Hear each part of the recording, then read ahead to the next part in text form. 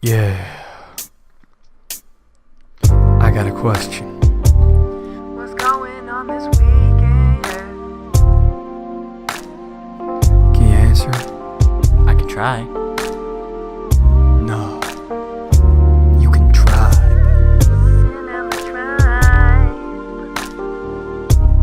What it do, y'all? I am back and wearing a weird sweater because why not? I figured it'd distract from this pimple.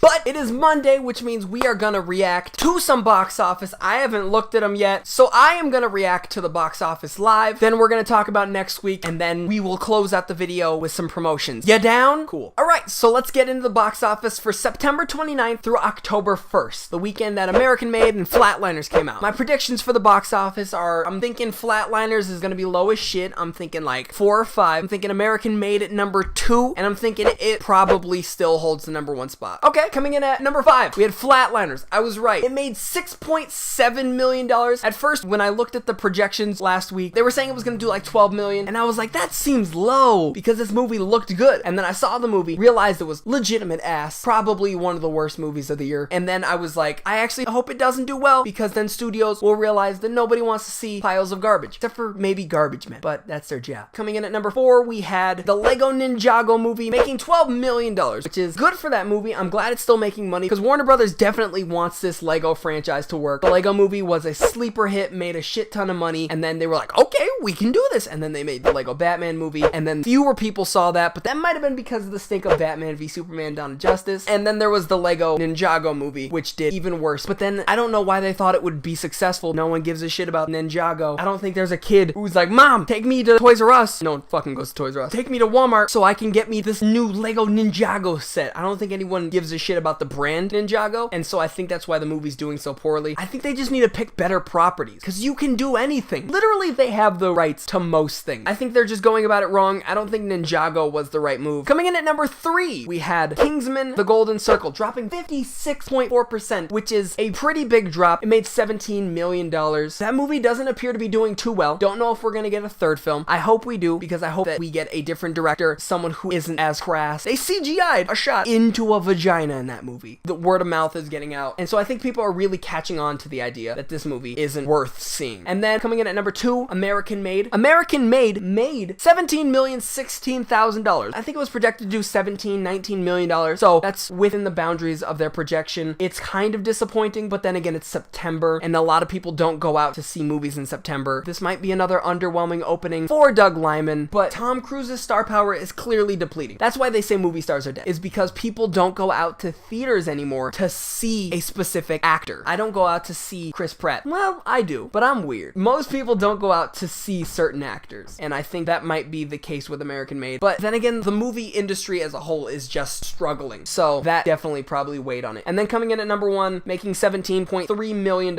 is It, bringing its current total to $291.2 million, making it the highest grossing horror movie of all time. It surpassed The Exorcist, and now it has surpassed, what's that movie? M. Night Shyamalan, I see dead people. I'm sorry.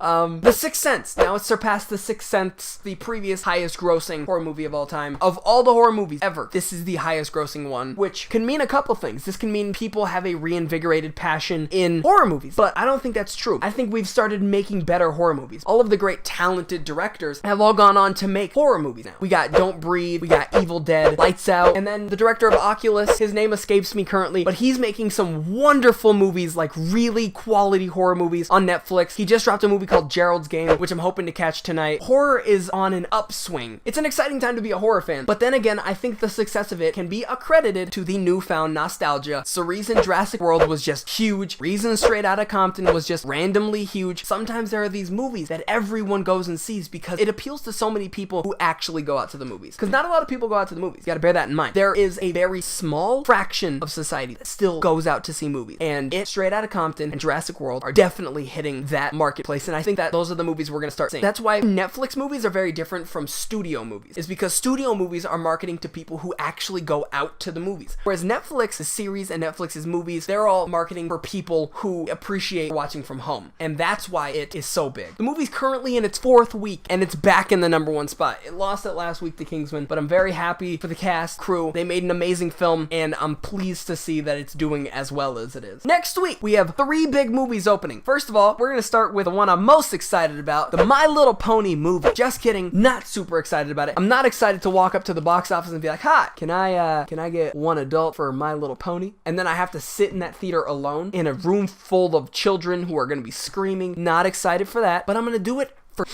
reviews. And then you got a movie called The Mountain Between Us, starring Idris Elba and Kate Winslet. I haven't seen any marketing for this movie, and I think it's because the studio's like, shut the fuck up. Shh. Sweeping it right under the rug. I don't know what it's about. I haven't seen a single trailer. I haven't seen anything, so I'm going in cold. I thought it was funny. I don't care what you think. And then the actual big movie coming out this Friday. I'm going to be seeing it on Thursday. Let me dab on that one. Ooh. That was only one dab this video. I dabbed a shit ton in the last video. Jared Leto. I love that guy. He's so weird. I like his motto when it comes to acting. He's just like, whatever I can do to do the least acting possible is what I'm going to do.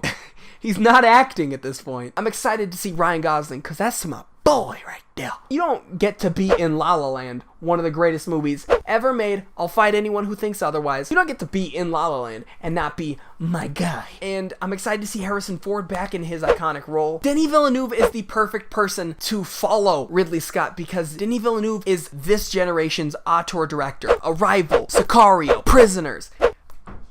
I was gonna add another movie, but I don't think there is one. Oh, Enemy. I admire him, and I legitimately one day hope to be maybe 10% as good a filmmaker as he is. We'll see what happens. But thank you so much for watching. I have a lot of energy. It's because I actually laced this with crack cocaine. I heard about it on the streets, where I've been out here in these streets. With the man in the streets, I had to turn to a key so me and my niggas could eat. I'm also posting a video on Sunday, episode 4, Cinema Tribe movie show. Feel free to check that out. I'm going to be reviewing My Little Pony, Mountain Between Us, Blade Runner 2049. Be there or be square. I don't have a hat to throw at you. I'm going to throw this sock that I'm not wearing.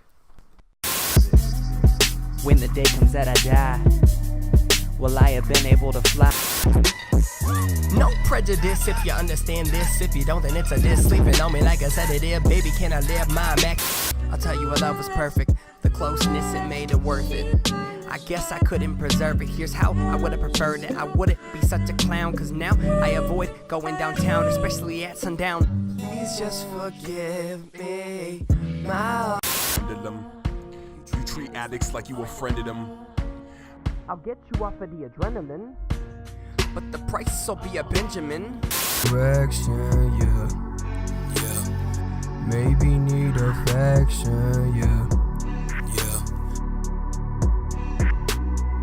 Running from my problems, no way to solve them. Lot of bad bitches in my phone, I should call them. Too numb, too dumb. I just own locking, so my hands are up for us. Feeling missing you just like I'm an addict.